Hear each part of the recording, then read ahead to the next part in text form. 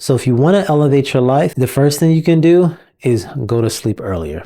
For the last 30 days, I've been waking up at 4 o'clock in the morning. And I'm not going to lie to you, it's been a struggle. Like trying to wake up that early where everybody's sleeping, my wife is sleeping, friends, fam.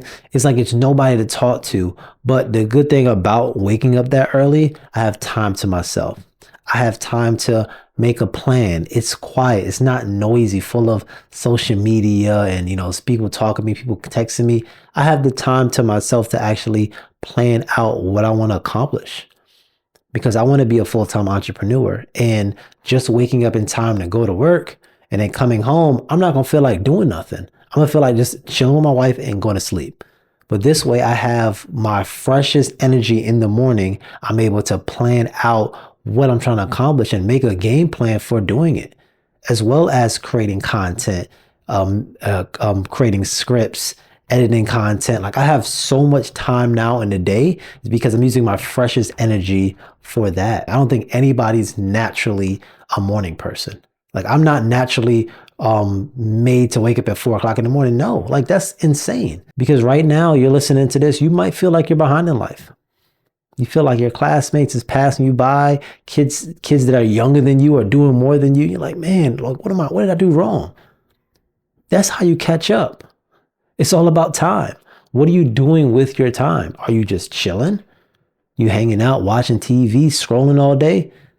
Waking up early is going to force you to go to bed early. You're not going to be able to stay up and watch the game. You're not going to be able to stay up and watch Netflix.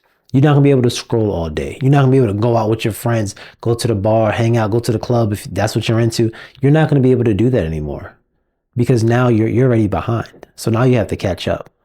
And that's a perfect way to do it. And a trick to do this, and I'm not telling you to wake up at 4 at all. Just wake up earlier than you do. If you wake up now at 8 o'clock, wake up at 7. Just start small. But the trick you're going to have to do to be able to get up this early is you're going to have to go to bed earlier. You're going to have to give yourself a bedtime. Just have that discipline and shut everything off and say, yo, I got to wake up early to change my life. I'm not happy with the position I'm in right now. I need to change it. And the next thing you want to do when you start waking up early, when you have that bedtime and you following it, you're going to have to come up with a to-do list.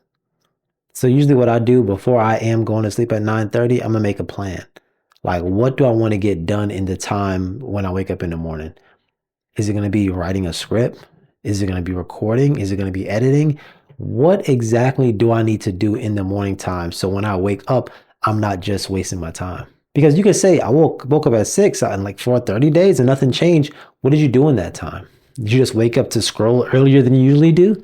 Did you wake up to watch a movie? Did you binge a TV show that you missed? Did you just wake up and watch the highlights from the game last night? You want to make a to-do list for the day and start off with it like as close to time as possible. So you wake up, what are you going to do first? Are you going to go to the gym? Are you going to be editing? Like legit break it down, I'll say by every 30-minute increments to know what time you have to start getting ready for work. Because you're going to be so amazed at what kind of things you've been able to accomplish. Because I've been doing so much. It's hard to wake up. It's hard, but it's a part of it. It's a part of it. You're going to have to go through something hard to be able to get where you want. To get some success, you're going to need to go through some hard times. It's not going to be easy to get there because if it was, everyone would do it. If it was easy to wake up at 4, everybody wake up at 4. So set yourself a bedtime, create tasks, and wake up in the morning and just watch how much more things you can be able to get done. The second thing you can do if you want to elevate your life is you got to find prayer time, alone time with God. Being able just to pray and hear him and let him talk to you in that prayer time. Just be completely silent. That is so important because I feel like, especially in this society now, is that we're busy. Like we're all busy. We all got stuff to do.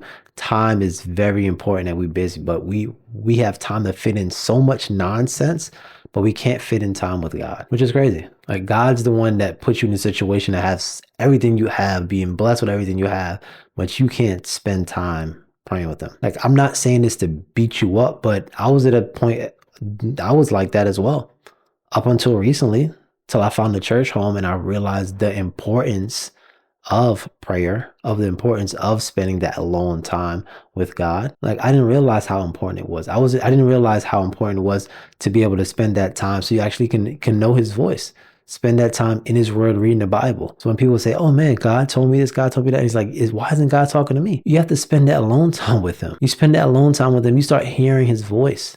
You don't know, he could be talking to you right now. You just don't hear his voice because you haven't been speaking with him. It's like you're learning a different language, right? I remember when I was in high school, I was trying to learn Spanish. I didn't know what I was doing. I didn't know what I was saying. And then my teacher would be saying stuff in Spanish. I didn't know. I didn't know what she was talking about. She could have been calling on me, talking about me bad. I didn't know because I didn't know Spanish. And it's the same thing. Without you actually learning the word, learning how God speaks to his people by reading the Bible, you're not going to know when you're hearing him. So spend it alone time with him and find a time every single day that you can do it. Usually what I do, that's the first thing I do when I wake up. I wake up, I brush my teeth, I come right in here and I'm praying. I start off with 5 minutes of worship, 5 minutes of reading my Bible, and then 5 minutes of prayer. So now I'm able to hear him. I'm building that relationship. So basically when I do need God to speak with me, he's able to speak with me because I know his voice.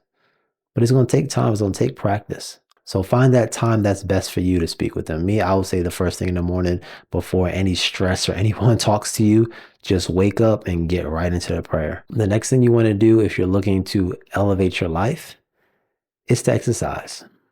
You're going to need to get some kind of physical activity in. If that's walking, jogging, swimming, tennis, boxing, you're going to have to do something. Because I know you heard this saying before, health is wealth. The reason why they say that is because without your health, it doesn't matter how much money you have, you're not going to be able to enjoy it. Your health comes first. If you're not healthy, if you're sick with something, you're going to make sure you spend all your money to be able to get your health back. Health is so important. So why would you wait until is that time when you're in an emergency to start eating healthy and start spending all your money on insurance because you just haven't been living your life right? So making sure you're adding physical activity into your routine. So that can be just walking. Right now I've been walking about 10,000 steps on and off. I've been falling off some days, but my goal is to hit 10,000 steps. And it's been great because not only have I been doing it by myself, I've been able to do walking with my wife. And now we're both being in shape. You know, those who work out together, they said stay together. So we're making sure that we do those little things. We're doing walkings. Every now and then I would do a jog. I'm running 2 miles, 3 miles. I'm doing that. Other mornings I'm waking up early to go to the gym because I understand how important it is to be physically fit. I know how important it is to make sure you get your steps in. And the more you work out, the more it's going to reduce stress. Like that working out helps out with cortisol, your cortisol levels. And if you have higher cortisol levels, you're bound to get frustrated. You're bound to get stressed out. But once those cortisol levels are lower, you have a better opportunity of being peaceful in the moment. Like working out like changed my life dramatically because usually what I use for working out is days that I'm sad, days that I don't feel like getting up or doing anything because I'm just down on myself. I use working out. I use workout journeys. I go out for a jog. You get to run this out like they say you're working out and you feel good about yourself. And that's what usually I do. I try to do it as much as I can because I don't want to wait until I'm at a point where I'm super sad, super upset. And now I'm like, oh man, I don't work out. That's not going to happen. You're not going to have that urge to do it at that time. So do it ahead of time. Do it before you even get to that point of being super stressed, super depressed. Work out in between those times. So now when that thing comes that's going to try to beat you down, you have control of your emotions to know that, yo, this is not going to end me. I'll be okay.